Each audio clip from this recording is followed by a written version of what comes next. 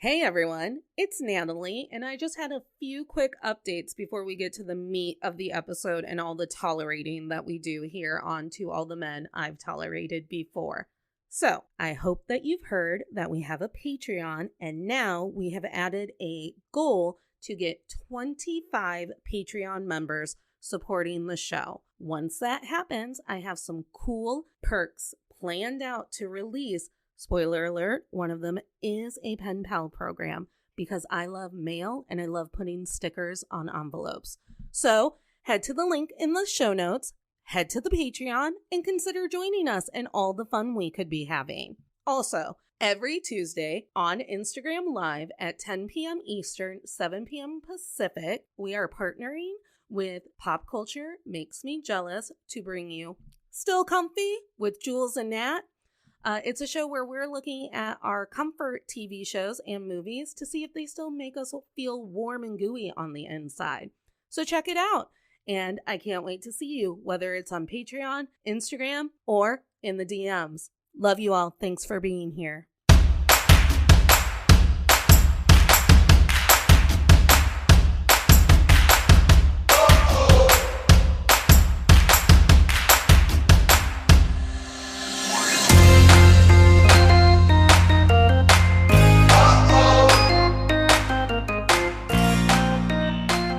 Hey tolerators, this is To All the Men I've Tolerated Before with Natalie Katona, the show where my guest and I chat about how society will truly allow men to get away with anything and then applaud them for their low efforts. Today, my guest is one of my favorite creators.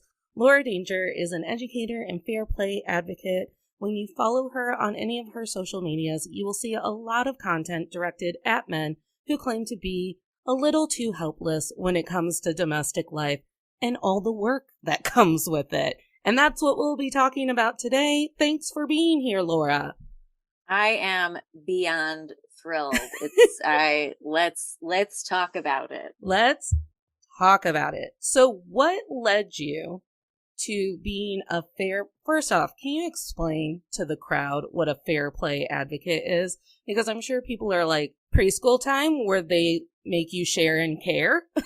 Yeah. So Fair Play is a book written by the author Eve Rodsky. She has a background from Harvard. She builds systems and helps big, multi-generation wealthy families organize. Mm-hmm. And so she's really great at communication and systems. She developed this way to discuss the mental load. Yeah. Because so many of us fall into these default roles where it's like, okay, tell me how to help, or make me a list, or just remind me how to do it. And it's a system, it's a set of tools, set of communication tools that help solve that. Of course, what we are going to talk about a little bit is like, you can't drag someone to the party. No. So I've got tools, but I also am fully aware that not everyone's going to use those tools. Well, and I think when it comes to the make me a list or give me very clear instructions, like people don't understand that that is also a mental and emotional load that you are asking a person to do for you in order to be helpful. Yeah, it's still work. Sometimes it's more work to tell you what to do than to just do it myself. I am aware of like people who have had to make what I would call substitute plans because I used to teach when having to leave their children or maybe even just like a dog with their partner. It's like you had to make a packet. I remember my mom having to like lay out our clothing in little people forms because my dad didn't, I guess, understand that shirts went on my torso and pants went on my butt. I don't know. Yeah, I saw a TikTok the other day. Someone tagged me in it where it was like this like organizer and was like, we're going on vacation, or I'm going out of town. That's what it was. I'm going out of town. Here's how you make sure that your kids are dressed properly. And she made bags, just like what you're saying, with like underwear, socks, and but like, get this, okay? I do it too, so we'll get into that. Yes, but I make mistakes all the time. Just yesterday, my 6-year-old came downstairs I usually dress the 2-year-old. Mm-hmm. The 6-year-old came downstairs and wasn't wearing socks. And he was like, $100. Try to guess who got Charlie dressed today. And I was like, oh my God, I forgot her socks again. Like, I never remember to put socks on this kid. Mm-hmm. Because I mean, like, some of us have different values that we're grown up with. And I'm like, dirty foot kid. Yeah, I love being barefoot. Yeah. I'm right there with you. But it's so great that you brought up mistakes, because that's what I was mulling over today while I was vacuuming, is this idea of, so we make mistakes all the time.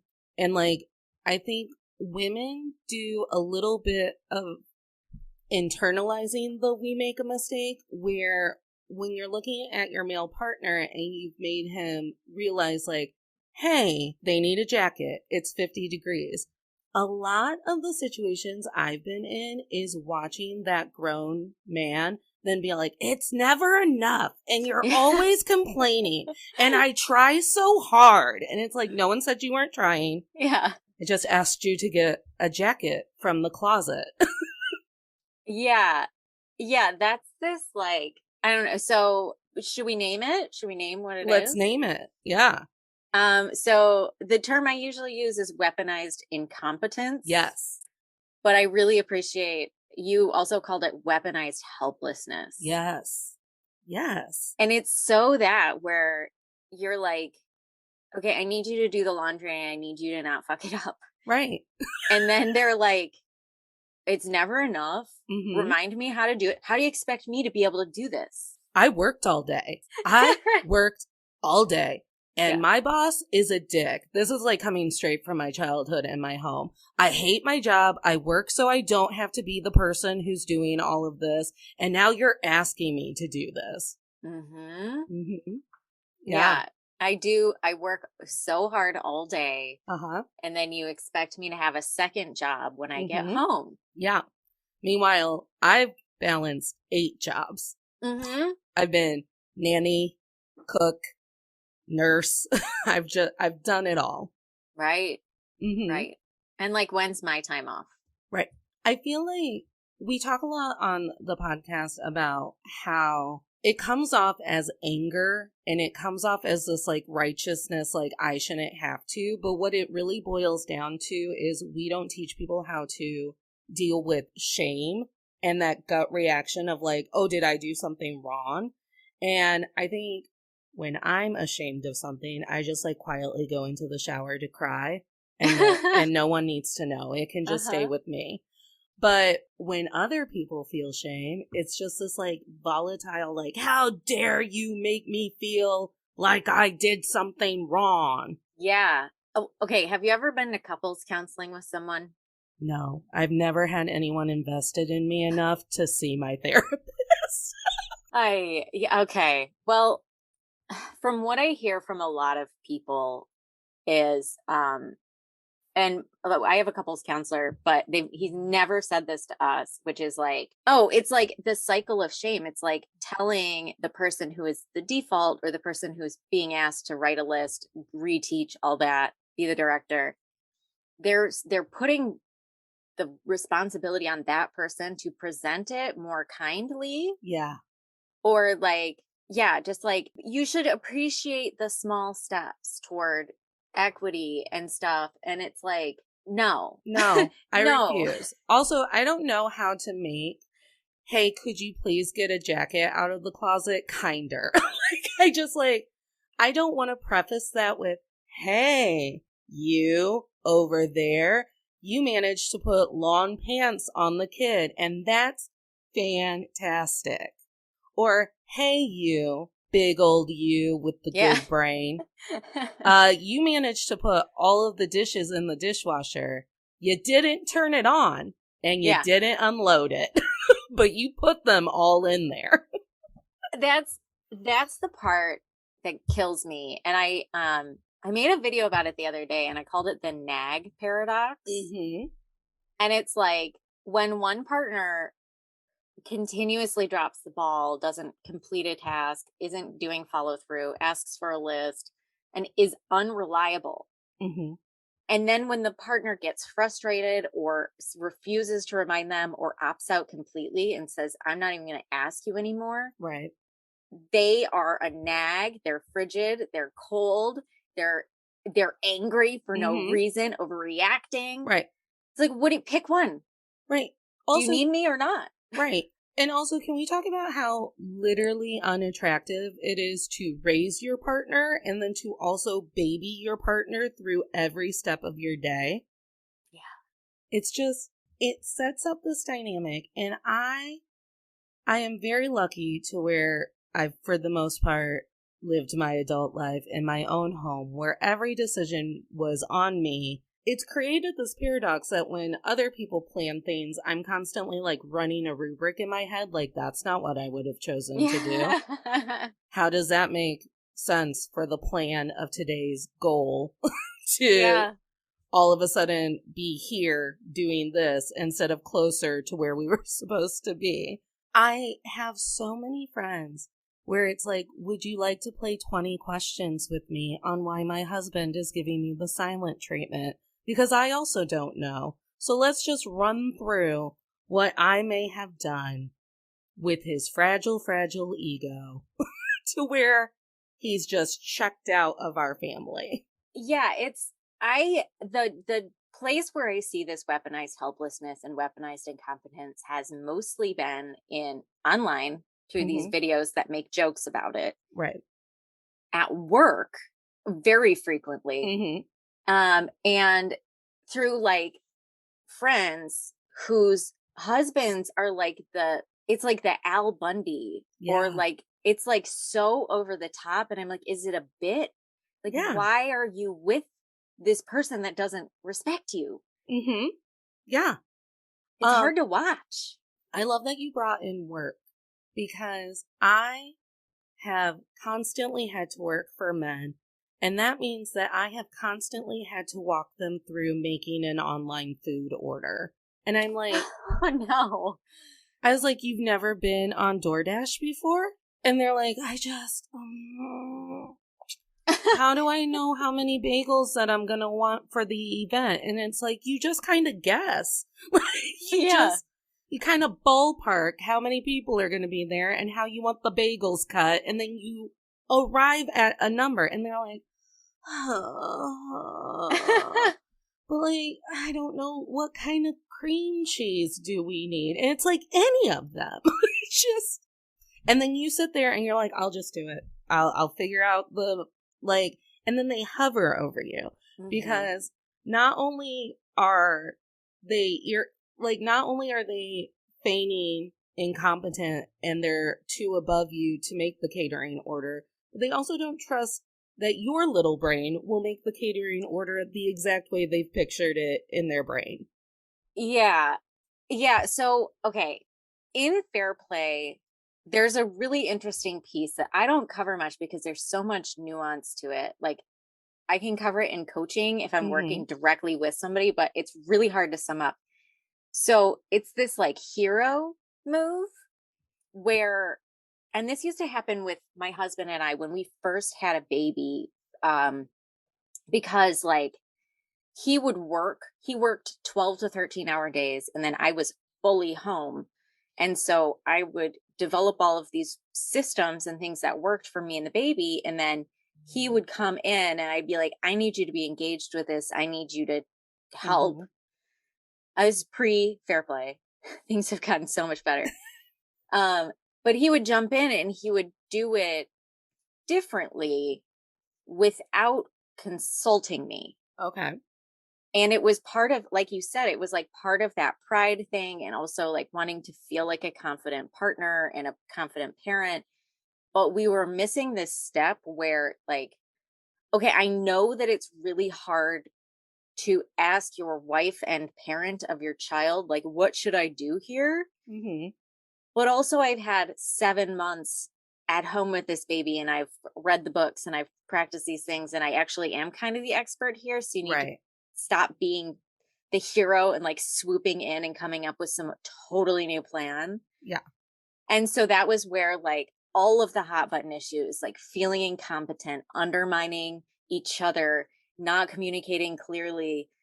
And then that's where my couples therapist would be like, can you just congratulate him on being, I'm not saying they did say this. I'm saying if I had a shitty one, they would say like, just be grateful instead of like, oh, okay, here's the miscommunication. Let's clear it up. Right. No, my friend has told me that that's what she went through. They were like, well, have you ever just tried, I believe it was, have you ever just tried to model gratitude to him? And she went, no, because I model gratitude to my 6-year-olds and he's around. And it's like, okay, this is the thing. I don't think that as many men are taught empathy. Correct. And like, that's just an unfortunate reality. It's a thing. And now now it's leaked everywhere. We talk about empathy all the time and how I crave it in my everyday interactions with people. And it's like, why does the dude at work think that you know better? Mm-hmm. Why does he think you're more perceptive? Why does he think you have the time? Right. Yeah. Uh-huh. Like, you've been in the world existing in a workplace and ordering bagels for the same amount of time he has. Mm-hmm. Why are you the expert? Well, and one time the same man reprimanded me because he knew more context about one of the families coming to our camps than I did. So then he had to correct my work based on the context he was given. And then I sat there and went, I have talked to that child's father. I have talked to that child's mother. This grandmother is a new person, but I just talked to her today. But in all of the conversations, I sat with them and walked through all of our paperwork with a parent or guardian attached to this child. And now you're screaming at me because they called you pissed off and then gave you 18 new facts about allergies and dietary restrictions and budgetary concerns and all of it. And now you're mad because I didn't read that in their scenario. He goes, I just really feel like you could have asked more leading questions. I go, more leading questions than filling out the goddamn paperwork for them. Mm-hmm. Mm-hmm. Yeah, that's like just not great leadership. No, at all. He was toxic. We talk about it often. Yeah, the thing that, I'm going to also like throw this out there that one of the biggest examples of this that I've seen at work was my supervisor. Mm-hmm. And it was a woman. She was in a supervising role over me in special education. Mm-hmm.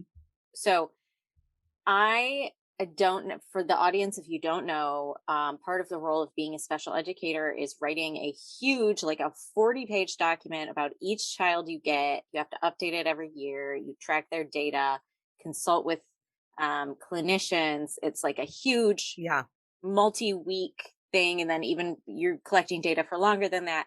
There's a database online where you log in and it's like a million complicated pieces. If you don't save it right, it sucks. So there are also very, very strict laws about a ton of it. As a special educator, I have to know all of those laws and how to do it. As a supervisor, you need to lead the special education teachers in how to do this, mm-hmm. because you are responsible for coaching, collaborating, and getting everybody's voices in a timely manner on the document, and then collaborate with the parents. Right. She didn't know how to make an IEP. Never. That's the document. That's the name of the document. That's a big document. Yeah. Had never in her entire career made one. Mm. And would ask repeatedly for people to coach her through it. So not only did she not make it, she needed someone to give her an example regularly. Mm-hmm. And so it was double, triple work instead of just being like, can you do it? I would rather just freaking do it for you. Exactly.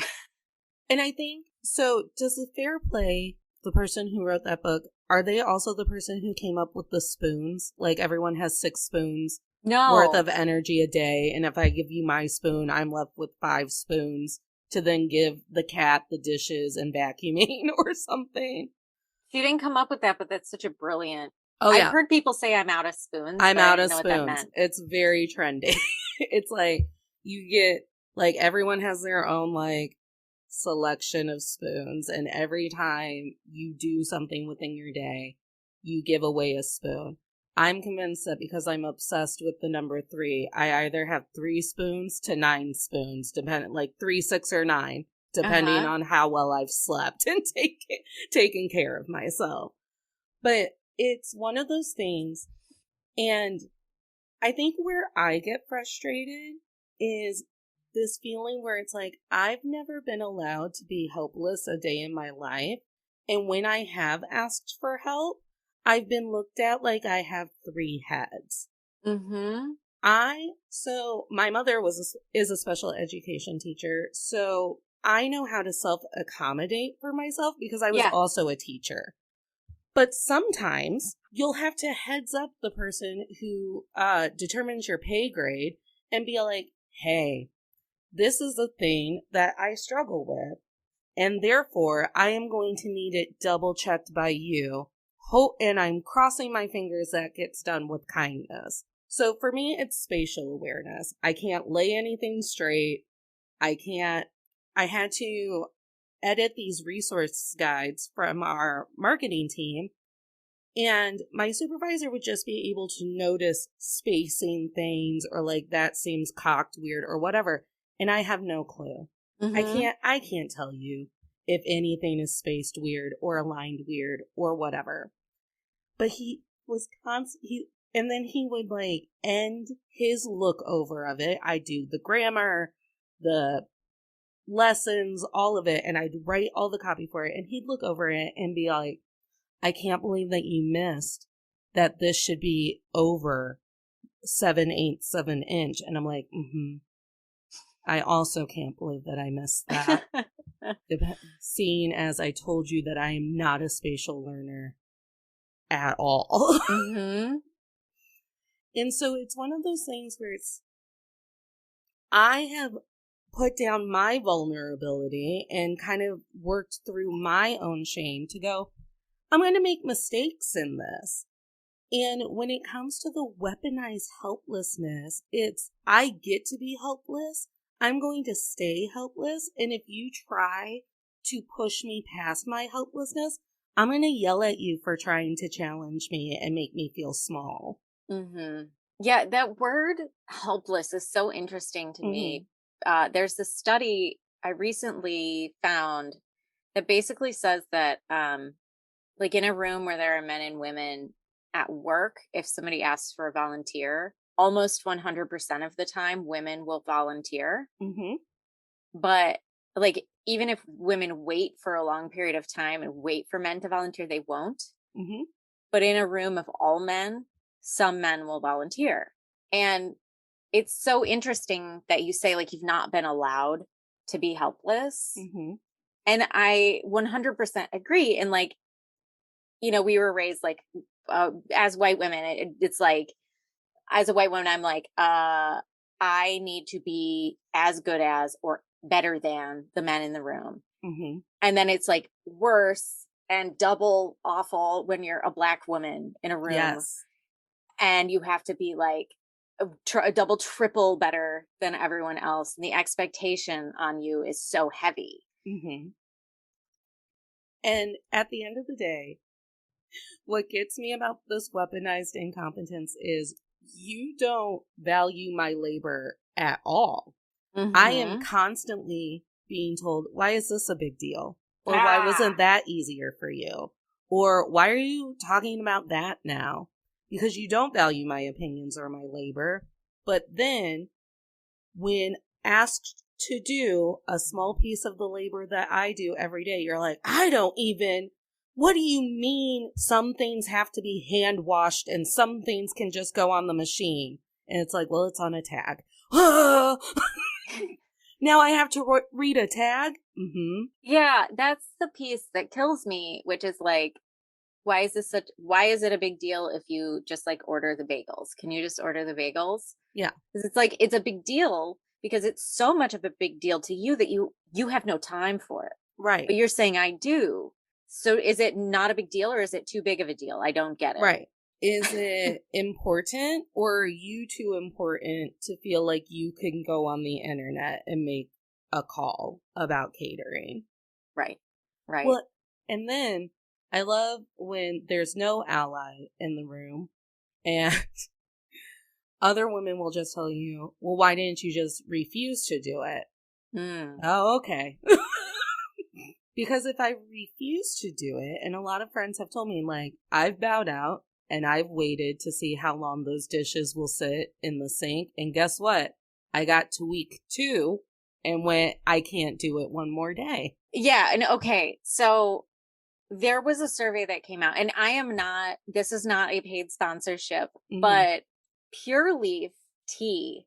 I don't know when this is coming out. Do you know when? I have no idea. Okay. So hopefully this will have already happened because. Oh, you mean my episode? I thought you meant the Pure Leaf survey. No. I also don't have any idea. It should be August, September-ish. Okay, then this is excellent. Great. So Pure Leaf is launching this campaign, and I'm really excited. I am going to be a small part of it. They are literally paying for specifically women to learn how to say no at work. Yeah. Because there is, like, they did a survey, and it's like 50% of women feel like they can't say no because there will be a negative repercussion. And it's probably like 70%. But there 30% of them legitimately do face repercussions at work, like being passed over, being seen as not a team player. It's like, you're just going to let people sit back and let women do that? Yeah. So the other side of that is that this company is also coaching corporate leaders to be better at accepting no. Yeah. Like, how cool is that? That is so cool. Because so cool. I think what ends up happening is if it can happen in the corporate capitalist world, it can trickle home. And it's like, oh, if my administrative assistant can also tell me no. Yeah. Then the caretaker of my children can also say, nah, I got to tap out for an hour. Yeah, nobody likes to be told no, especially when it means you have to do more work. Yes. Yes. And in my youth childhood home, some people had bigger pies than others. So if you asked someone who had a very, very small pie to do more work or to try and divvy out that pie to more people, then it was like an immediate meltdown because they're like, but I already did this stuff. And you're like, yeah, I know. You fed 4 people, but 8 people showed up to the party, so I don't know what to tell you. It's a great one. Yeah, that also ties back to, like, socially, so many of us were raised to think of our roles as, like, you can have it all. You can have a family and a career and, like, power suits. And because that's the dream of our mothers. And then men have just been like, be a provider. Yeah. But that's not explained what that means. It's like, financially, you bring home the bacon, but in this world, you need to have dual incomes to have a family. Yeah. It's like, just bringing home the bacon isn't enough. Right. You also have to, like, provide teachable moments for your children, love, affection, all of it. I love the paradigm in a home where a mother has run themselves ragged trying to do their job, cook dinner, clean the bathroom, all of it. And then in waltzes their provider, big man with the bacon, and he immediately, like, slumps onto the couch and goes, ugh, thank God. All I've wanted to do today is watch 3 episodes of Game of Thrones so I can decompress. And he is allowed those 3 hours to just sit there, and children are crawling around. Sticky things are happening all over the home that was just cleaned. And he's just like, ugh, I cannot wait for Jon Snow to just soothe me away from my very, very hard day sitting in a cubicle. Yeah, And even, you know what, I dug into research about this because they say that in a corporate environment, most people only focus on work 3 hours out of the day. Uh-huh. And I looked into construction Yeah. because a lot of blue collar guys are like, okay, this doesn't apply to me. But it does. It And does, because the union makes sure that you have 15-minute breaks a lot of the day.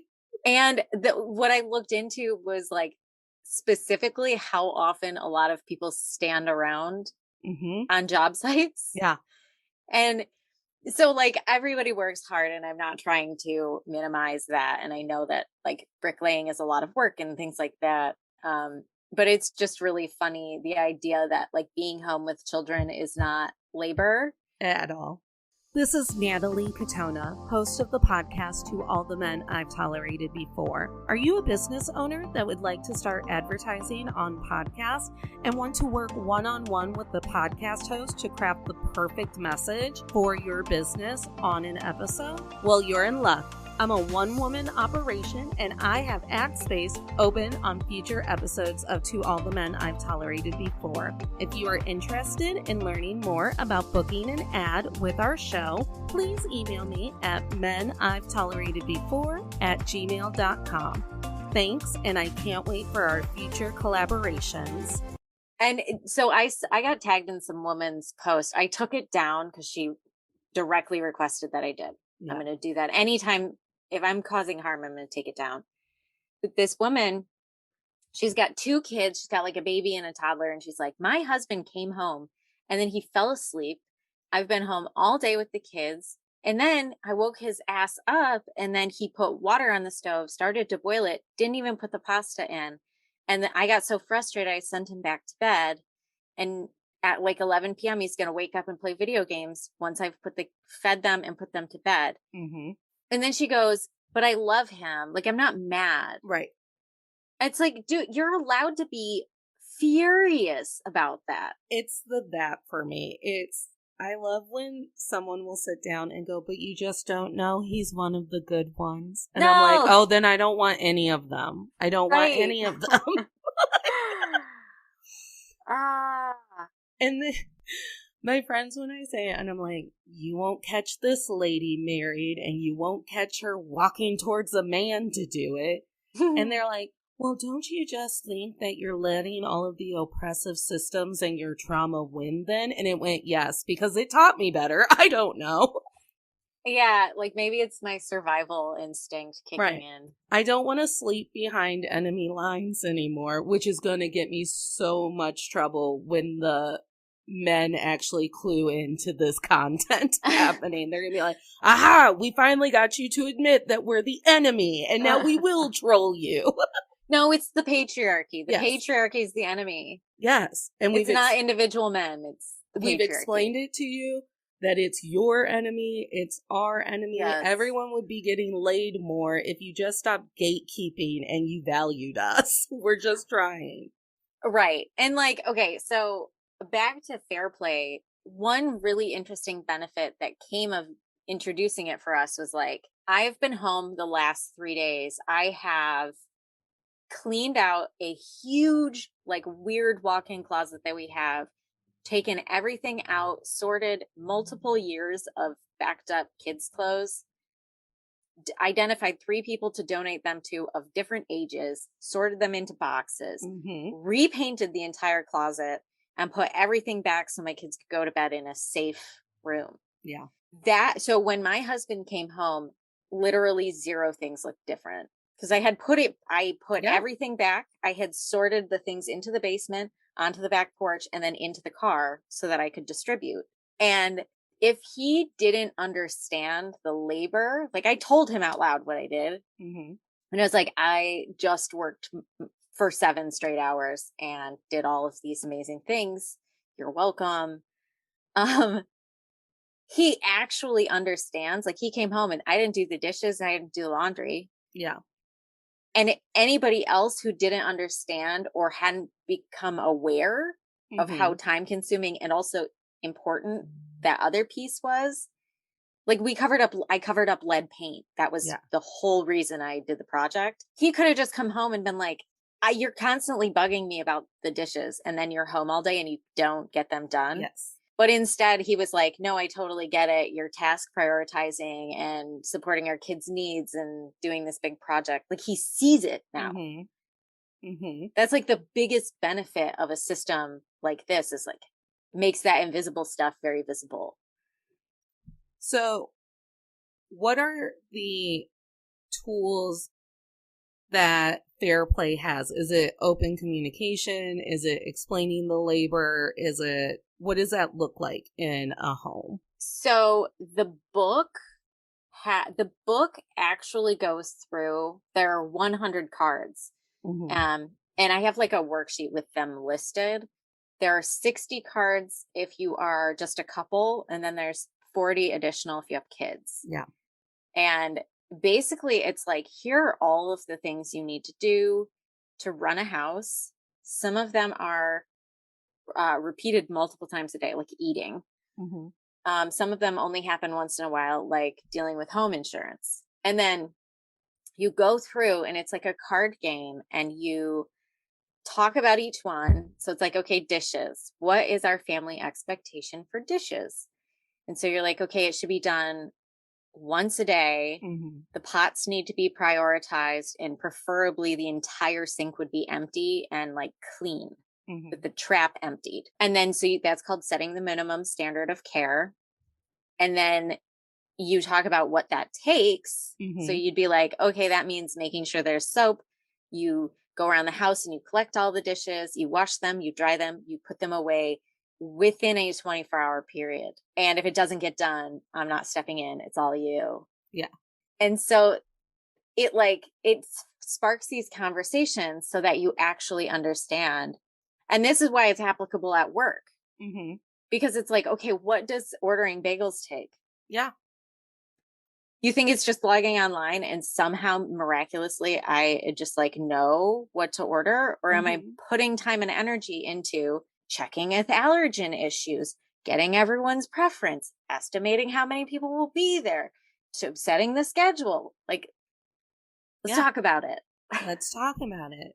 And oh my gosh, I love the card game where it's just like, okay, dishes. Because when I was a child, my parents would make fun of me because it's like, they'd say, go look for your shoes. And they'd be like, it's like you and your sister are just looking up at the ceiling and for 2 seconds and then going, we couldn't find them.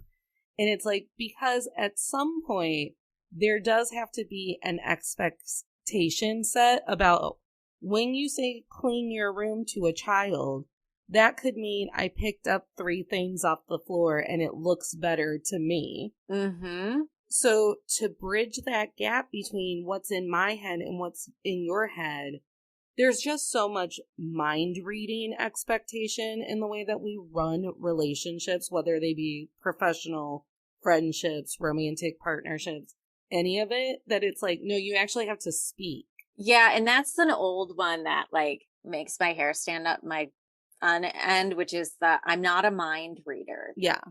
But I think what is underneath that is like, I'm not a mind reader, which means somebody wants you to make a list for them. But realistically, if you're not a mind reader, then please help me facilitate this conversation. Right. So we can explicitly decide. So when I say, you got the dishes this week, you're not just like, okay, but remind me the next day.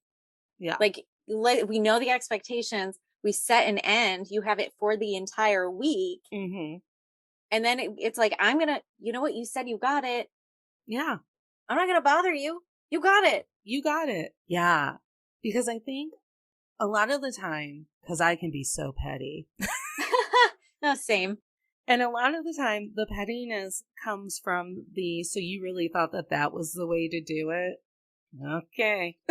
But if you're having these conversations about it, and then you're having those conversations once, and you're like, I'm taking this off of my mental emotional load.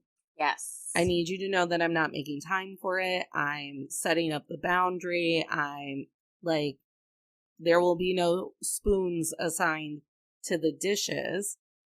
It creates such a more open atmosphere than just both of you seething because one person really thought that they accomplished a task and one person still thinks the kitchen is a disaster. Right. And that's like the super tricky part. Pull it back to mistakes. Mm-hmm. Because even when you have these conversations, it's not going to be perfect. Mm-mm. But one of the really important pieces is like deciding why something happens and then trying to get buy-in. Yeah. So for me, my husband's always like, you didn't get the kids' socks. And I'm always like, well, in the summer, she's just going to take her shoes off anyway. And it's easier to slide them on and off. And her socks won't get wet if she like plays in the yard. Mm-hmm. So for me, that's the last thing on my mind. But for him, he's like, I have I have ruined so many pairs of shoes by putting my stinky socksless feet in shoes. And I was like, okay, fair. I don't want her, like, let's teach her that she can take her socks off when she goes outside. And like, I still forget because it is just not ingrained in me. Yeah. But I'm not like, forget you. Like, your standards are too high. It's and I'm just like crying about it. I'm like, sorry, I got it. And I go get her socks. It's just like a lot of scorekeeping. I don't know if that's capitalism that made us all decide to keep score in our marriages and our parenting styles. Yeah. But we're not in competition with one another. We've all chosen to live in this house together. So why are we constantly like giving points and taking away points? I think it's so cool. One of the coolest things that I think you do is you combat how weaponized incompetence is just cute in our media. So like when someone posts about like, look at him, he's holding that baby upside down. Yes. He's so silly. Like he doesn't know that baby's head should be in the air. You just immediately do it and you're like, that's not silly. It's not silly and it's not cute. Why is he holding your baby by the ankle? And why has it not been said to him that babies' heads need to be in the air? Like, yeah, and you know, I've learned when I had a smaller following, I could do it and stitch people directly because it was fine and it wouldn't direct my followers there. Yeah. But now I specifically pull a video down, erase the username, and I comment, and I'm trying to like comment on whatever joke they're making. Yeah. Like you said, where I'm not like, you're an incompetent asshole. Right. I try to be like, pretending that you don't know how to take care of your kids is dumb. Right. Why is that baby upside down? It's like, for example, there is this trending sound that drives me nuts. It's like mom's eating dinner, dad's eating dinner. And it's like the mom not being able to eat anything with 3 kids. And then the dad just like enjoying his beer. It's that scene in A Christmas Story where he says out loud, my mother hasn't had a hot meal since 42 or like whenever that movie takes place. Yeah. It's like, why is that funny to you? Right. What's funny about that? And what I appreciate is like, I have a handful of men who follow me.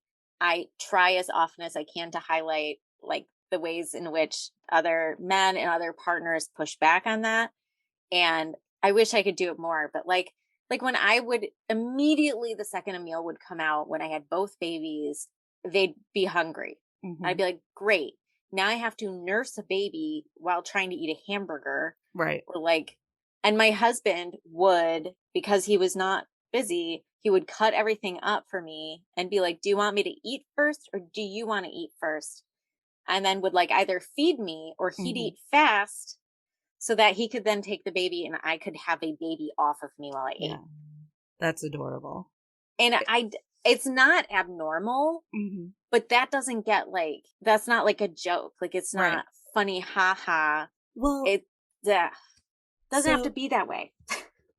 It's like when you're at the playground and a dad pushed his kid on the swing 3 times and all of the women are like gasping and drooling over him.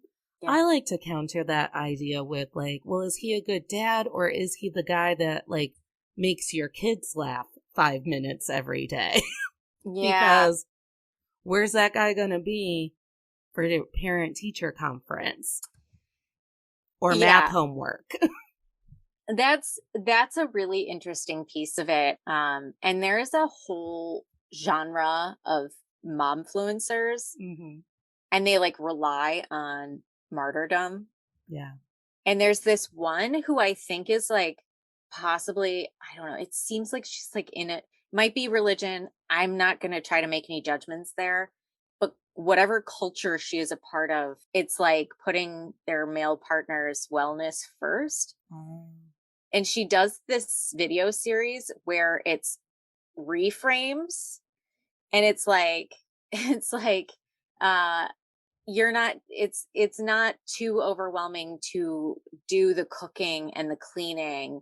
It's like, here's the reframe: you're providing for a joyful experience for your family. And then it's like, you don't need to be frustrated at your husband for coming home and not helping. Mm-hmm. And it's like, he's having joyful time with the kids.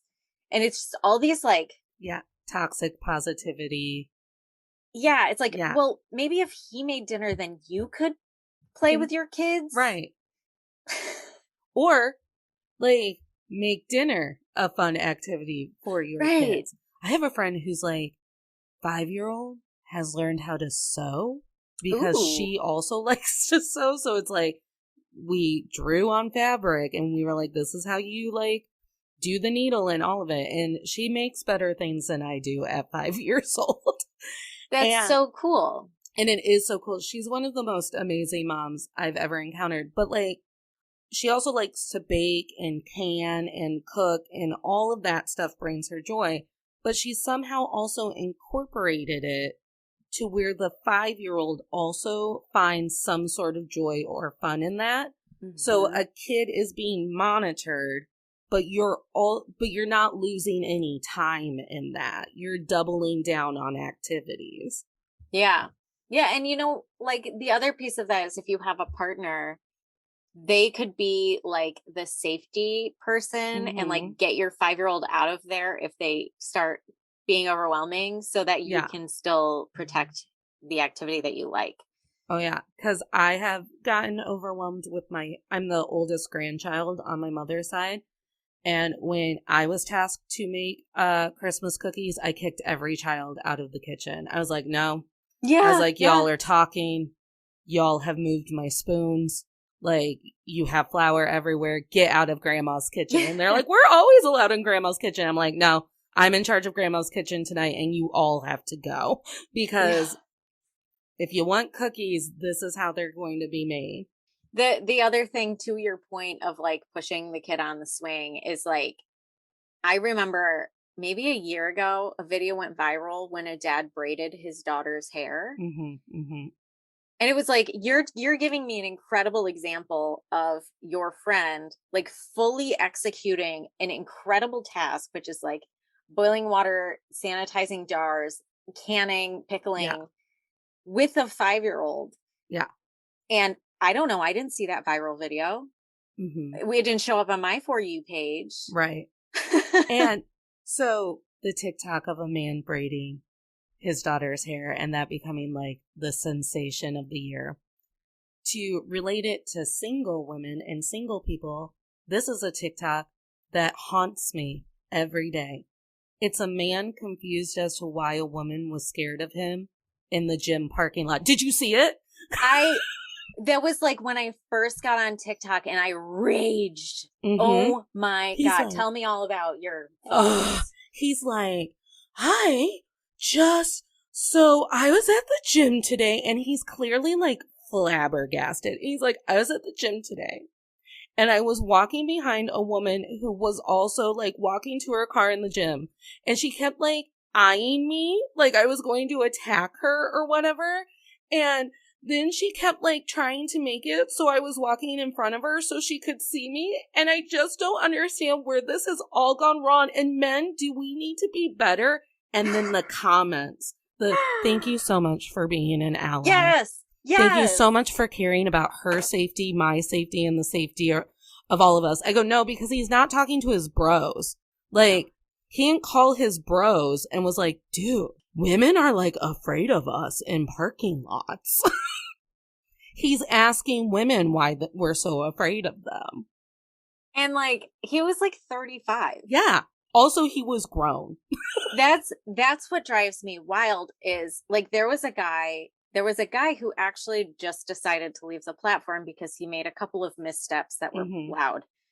But he had this viral video where he was like, do men hate women? Like, men, we need to do better. And he's a married man with 4 daughters. And it's like, what do you mean? Like, where have you been, guys? So that's weaponized ignorance. Yes. Because it's the reason why no one understands why if I'm on a dark street and the only person I see is a lone strange man, I'm going to pretend to be on the phone with another man who loves me. And they're like, why do you have to take that extra step? Maybe that guy would have been nice to you. Can't take the risk. Watch too many SVU episodes. Yeah, and I've talked about this at length. I would talk about it on Instagram and TikTok and in my own life. I'm sure people wish I would shut up. But there is stranger danger, right? Like, we know that there's a risk of existing out in public. There's also this piece where privately and publicly, men do not come to the rescue. Yeah. And like, somebody was shouting at me on the street about a year ago, and I was walking quickly because he was coming after me and yelling, and he was probably having some sort of mental health type of thing going on, but he was still yelling sexual things at me. And a man in a car saw me and rolled his window up, looked down at his phone, and moved his seat back. And I was like, I looked at him. And then I got home and I was talking to a male friend of mine about it. And he was like, yeah, but why do you really expect someone to get involved when someone's having a mental health crisis? I was like, yes, I know that if Natalie was there, she would have gotten out of the freaking car. Oh, you should see me at Gen Con telling the creeps to get away from the girl dressed as Wonder Woman. Right. Because she's trapped. And they're like, we want you to be kneeling, and now we want you to hold your sword like this. And they just feel like they own her because they've seen 3 Wonder Woman movies. And I posture up, and I'm like, get away from her. She said she wants to go play D&D. She also paid to be here. Yep. Did you see the movie, Promising Young Woman? Oh, yeah. Yeah. Yeah. When I watched Promising Young Woman, all of a sudden I was asked a bunch of times by people in my life, why are they acting like if a woman is belligerent and drunk in public, she is guaranteed to be a victim of a man? And I went, why would they make me?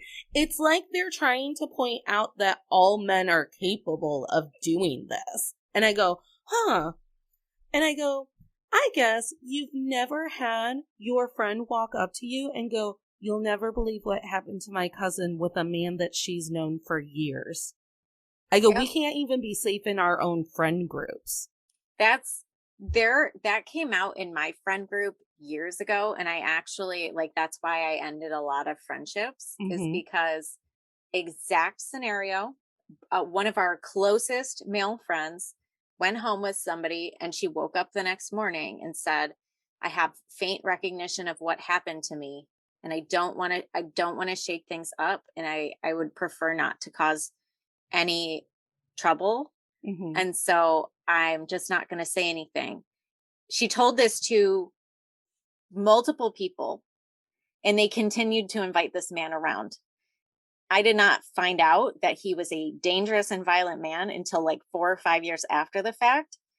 And I was like, you brought this man back to hang out with us where he could have done it again? Yeah. No freaking way. There's nothing that feels stranger in my tummy than when I have to empathize with my male cousins, my dude bros, like any of the men in my life, when they've had to witness one of their very close friends do something shitty, and then they have to like run through the script. Am I shitty? Has he been shitty all along?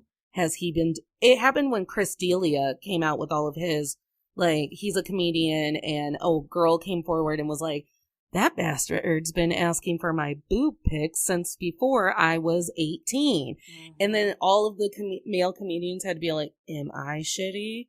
Have I asked underage girls to show me their titties? Have I done that on stage or just on the internet?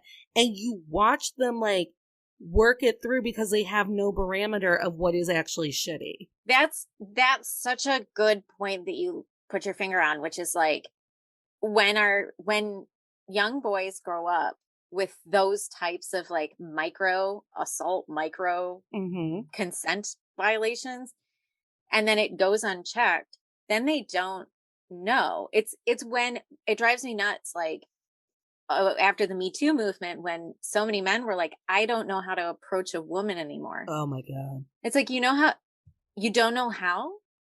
What do you mean you don't know how? Right. What do you mean you don't know how to talk to me respectfully? That's what you just said to me.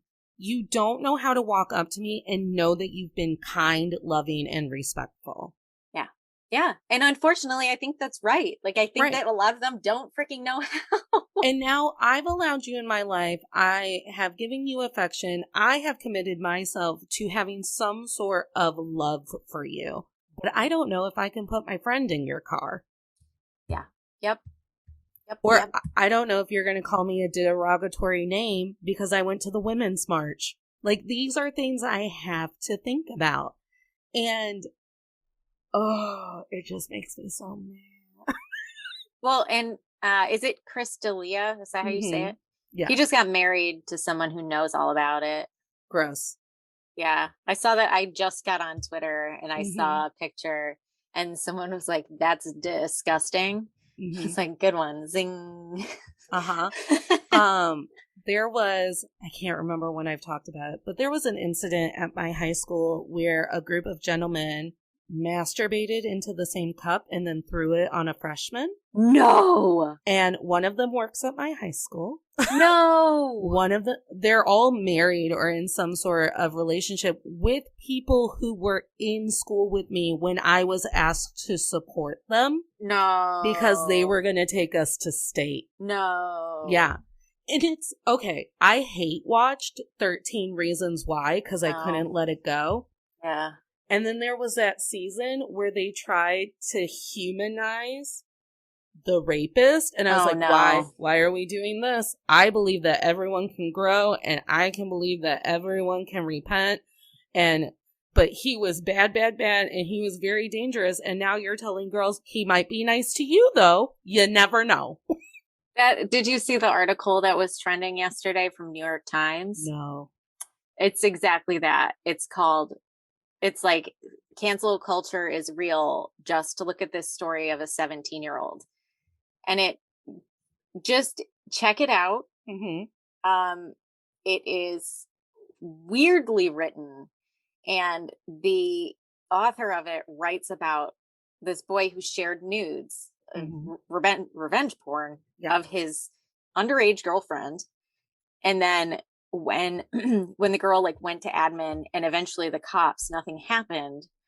And so her friends got behind her and made a list of other people who had assaulted people who were dangerous, posted it in school, and a lot of them faced consequences like being cut out of their social friend group.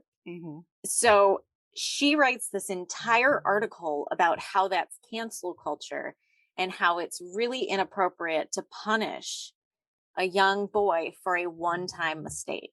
I would like to know if people in my life are committing assault so I don't have to have them in my life because I don't want to have to go through the mental Olympics of who's in the room right now and will my friend corner them and do something inappropriate?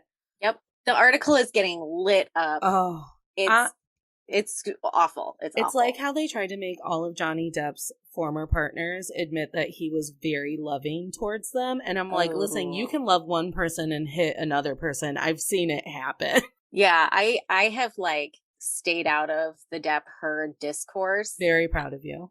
And because like to me it feels very distant, Mm-hmm. but what feels really real is the way that my loved ones frame their understanding of it. Uh-huh. And so when I, like, for example, years ago, I disclosed like a situation to my brother. And then his response was to then relate it to when a friend of his was falsely accused.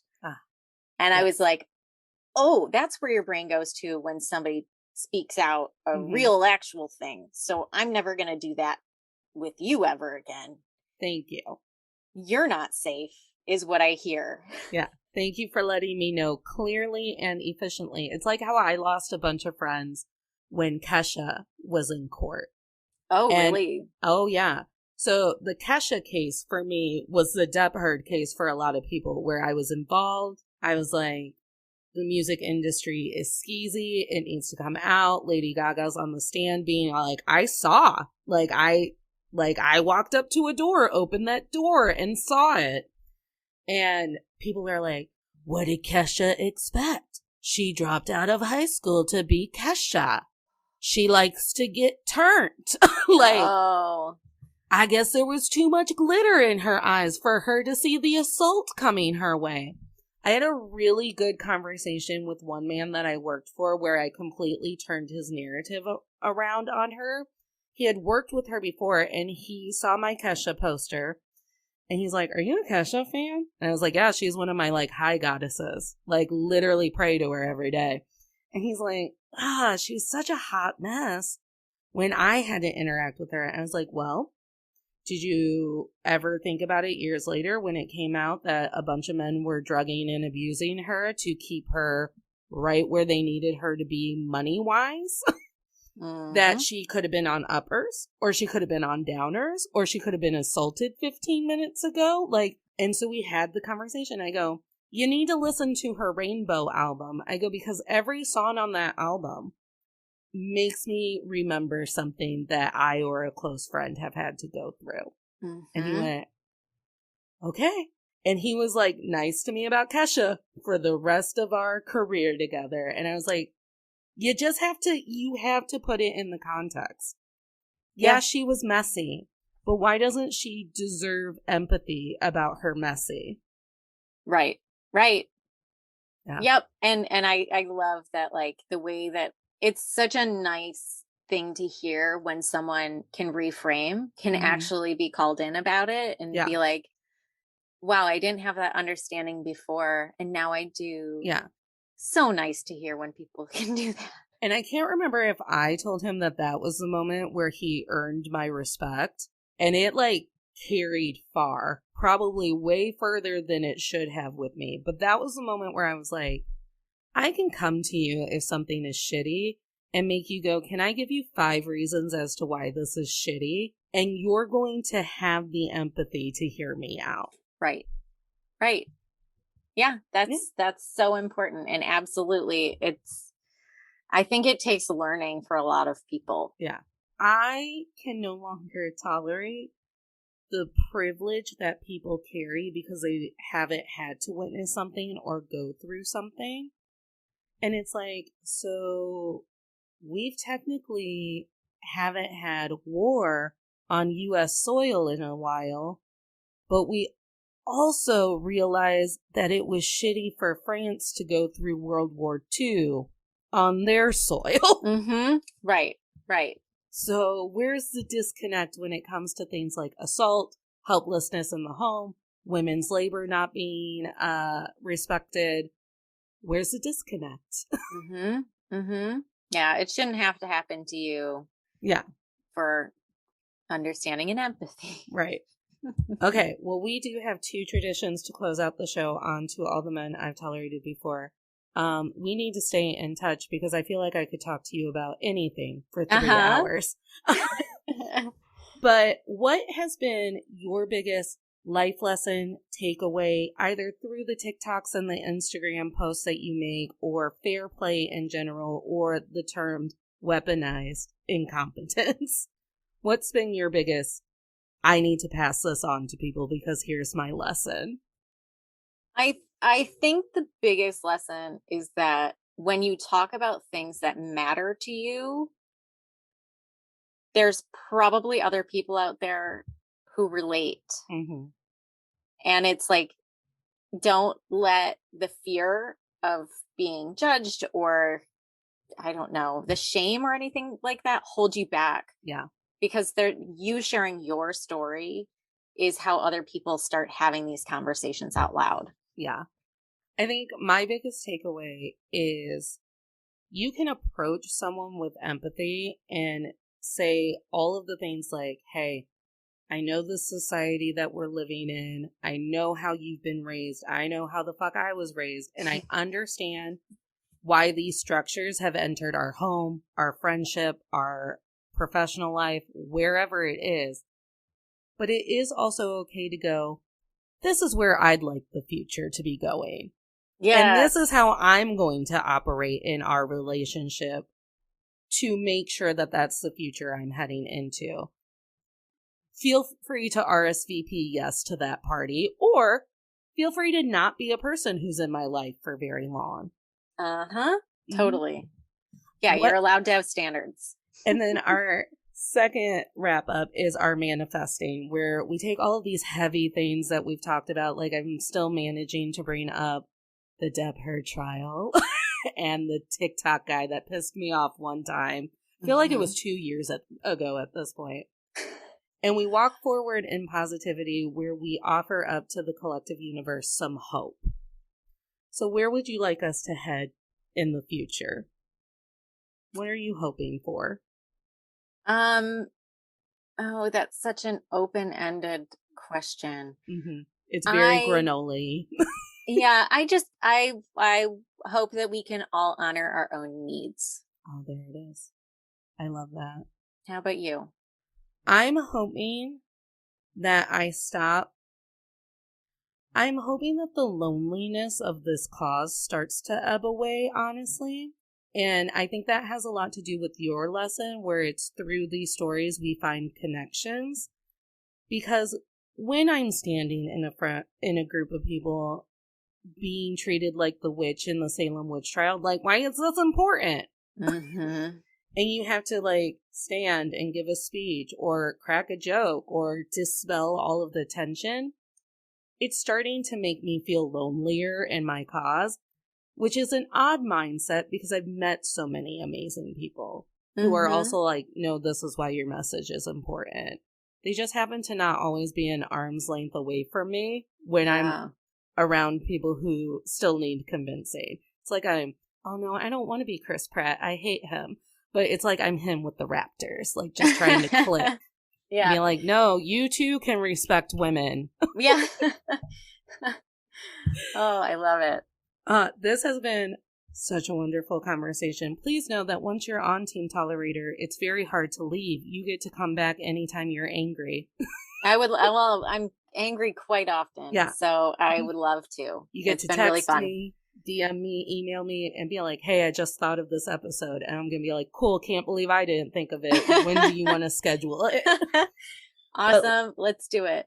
But let my followers know all the wonderful ways they can connect with you. So you can find me on TikTok and Instagram at that darn chat. No spaces. I kind of do some YouTube stuff and I have book lists that I've been curating on Goodreads and the Storygraph. So if you want to read along with me, you can follow me there. I love that. One of my dreams is to have the time to do a Tolerator book club. I love it. I kind of want it to be young adult lit because they're shorter and we just like look at them and go, this is why. This is why we accepted this for so long. That's all that idea. Edward Cullen's fault. Tolerators, you know the drill. There's a link tree in all of the show notes. Click that. It'll take you to Fireside. It'll take you to the Patreon. It'll take you to the blog with the transcripts now. You're out there. You can find me. I know it. And remember, tolerators, you don't have to smile through anything you're tolerating, including someone that you've watched hand build a desk tell you that they don't know where the dish soap is. Smiles are for joy.